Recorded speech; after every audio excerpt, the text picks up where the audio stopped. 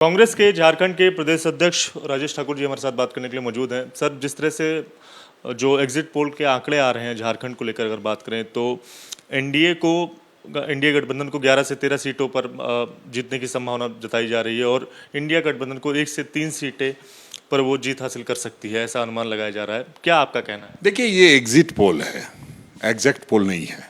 Exact पोल 4 जून को आएगा और आप जानते हैं विश्वसनीयता अब कितनी रह गई है। और आप जिस 3 की चर्चा करते हैं, वैसे हमारे पास ऐसे भी कई सर्वे हैं जो इसी तरह न्यूज़ चैनल ने चलाया, डीवी न्यूज़ है और कई चैनल हैं, आज जी न्यूज़ चला रहा है। तो ऐसे कई चैनल हैं जो कई तरह से अपने अपने चीज़ों को प्रस्तुत कर रहे हैं। जनता के मन में क्या है वो कोई नहीं जानता है। आकलन ठीक है, एक ये भी अपना अपना पेशा है और उस नज़रिए से वो भी ठीक है। नज़र के हिसाब से नज़रिया बदलता है।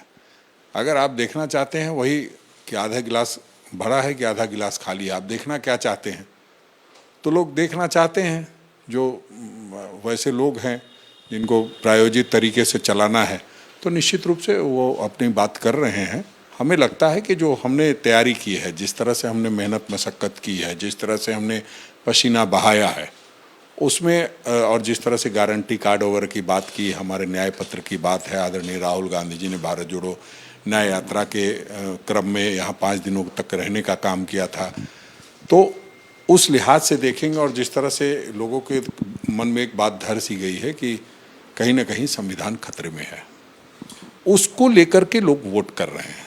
तो इतना अंदाज़ा लगा पाना मुश्किल है। और 6:30 बजे तक तो कई जगहों पे पोलिंग होती रहती है। 6:30 बजे एग्जिट पोल आ जाता है, जहाँ 54-53 सीटों की अभी बाकी हो और इतना जल्दी आता है, तो जल्दी का काम ठीक नहीं होता है। मैं समझता हूँ कई चीज़ें देखते देखते में बदलते गई।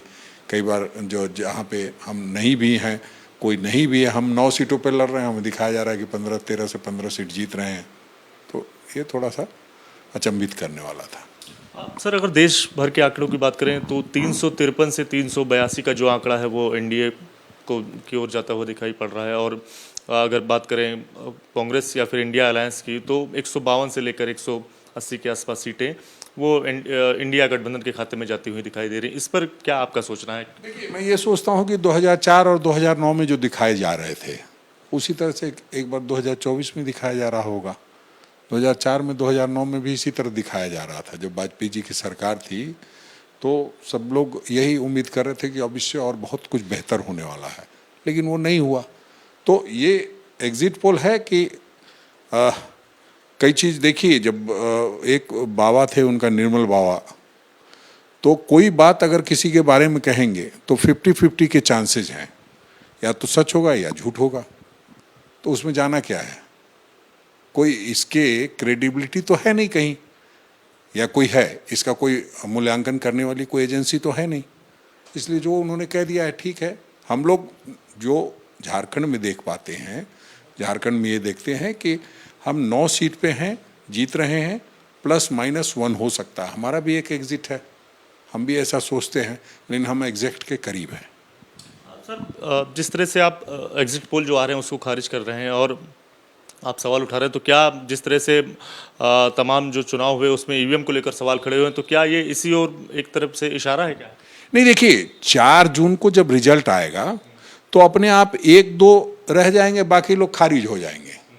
एग्जिट पोल वालों ने भी तो सबने मिला जुला के, जो 2 मिला जुला के किए होंगे उनका ठीक हो जाएगा और बाकी खारिज हो जाएंगे। ईवीएम का जहाँ तक सवाल है, तो एक तरह से देखा जाएगा तो एक जो ये एग्जिट पोल का जो नतीजा लाते हैं सामने, वो एक साइकोलॉजिकल वार कहिए या स्ट्राइक कहिए, वो करने का प्रयास किया गया है कि कहीं कार्यकर्ताओं का मनोबल गिरेगा।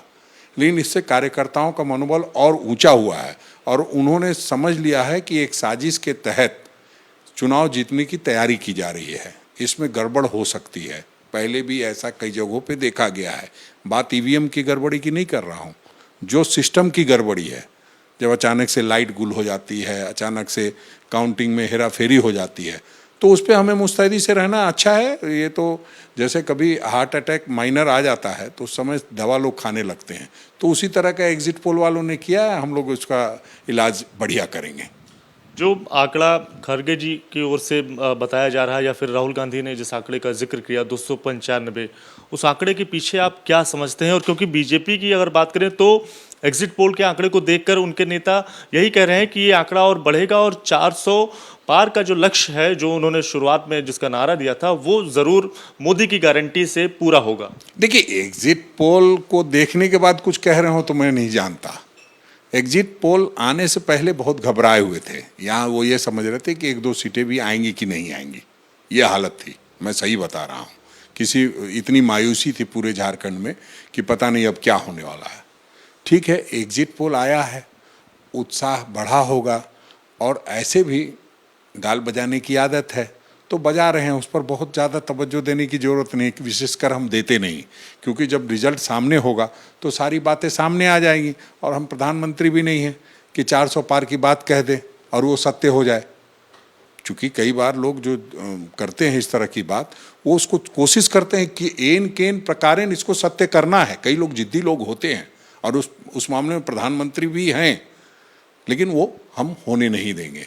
हमने जनता के बीच जा कर के अपने गारंटी कार्ड को लेकर के और सारी बातों को रखने के बाद मूल्यांकन किया है। और हम समझते हैं कि हम पूरे भारतवर्ष में जो सभी कल इंडिया गठबंधन के साथियों की बैठक हुई, सबने अपना अपना फीडबैक दिया है। सभी पुराने नेता हैं, सबका एक अनुभव है और उस आधार पे 295 का एक आंकड़ा बताया गया है।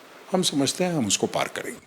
आखिरी सवाल सर, आपने जिक्र किया कि झारखंड की जो 14 लोकसभा सीटें हैं उनमें से 8 या 9 सीटों प्लस आपको ±1 हो सकता है आंकड़ा जो आएगा। कौन कौन सी सीटें हैं जिन पर आपको लगता है कि इंडिया गठबंधन जहां पर चुनाव लड़ रहा था वहां पर उसके पक्ष में जब नतीजे आएंगे तो वो जा सकते हैं? देखिए, मैं सीट इसलिए नहीं बताऊंगा कि